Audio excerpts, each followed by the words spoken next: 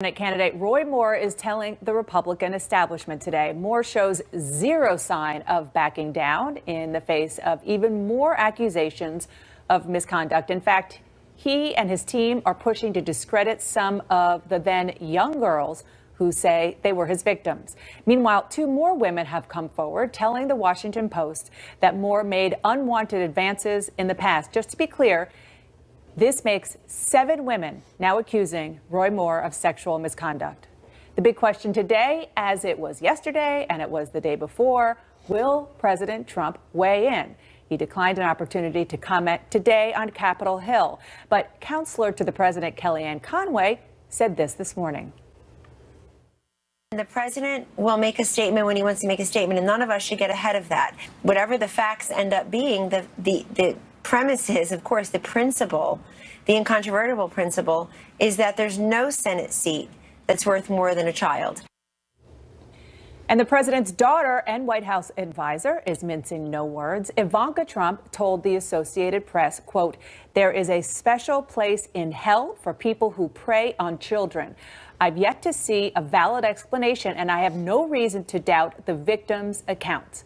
Let's get straight to our senior White House correspondent, Jeff Zeleny, for the latest. And Jeff, you've been doing some excellent reporting on the discussions and the debates behind closed doors in the building behind you about what the president should say, and obviously at this point, why he hasn't said anything.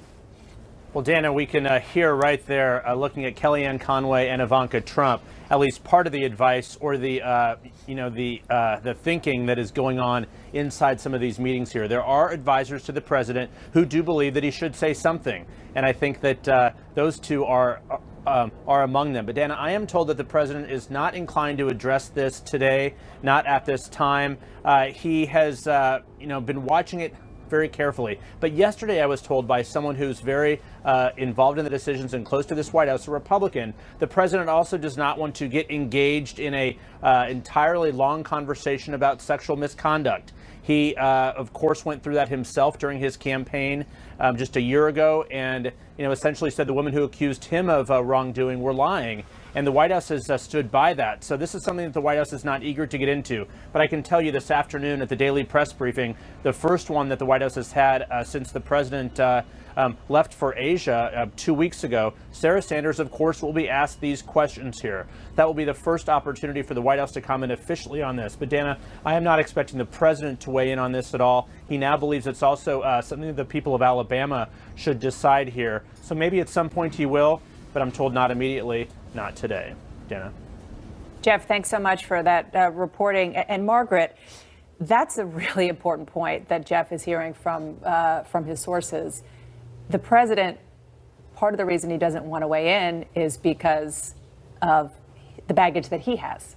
Well, certainly the White House wants to firewall what's going on with Roy Moore from themselves and from the president. And on the one hand, that only makes sense. On the other hand, it's part of what you're talking about, a desire to make sure that this doesn't become about the president. And of course, none of the campaign allegations that were raised involved minors, high school girls, people calling someone at a high school, that sort of thing.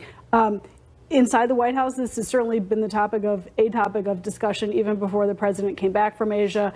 Questions about how much to get into detail with him while he was still in Asia or on the plane, how much to wait until he got back, got well rested and could focus. But what to do about it has so many offshoots. Number one, if the president did weigh in, would he succeed? If he tells everyone don't vote for Roy Moore and they vote for him anyway, then he hasn't really helped the matter.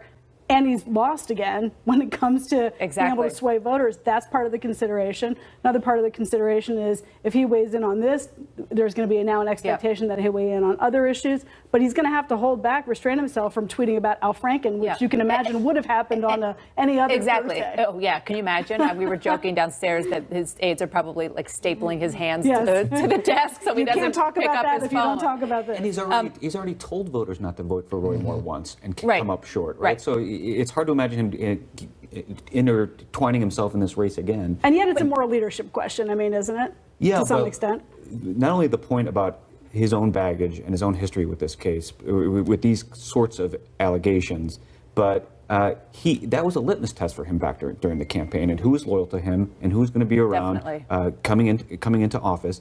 And the one person who is adamant about not showing any signs of weakness, without giving an inch, the chairman of his campaign at the time, Steve Bannon, who is now the lead cheerleader for Roy Moore, and who's got to be telling him the same exact thing. Yeah, no question.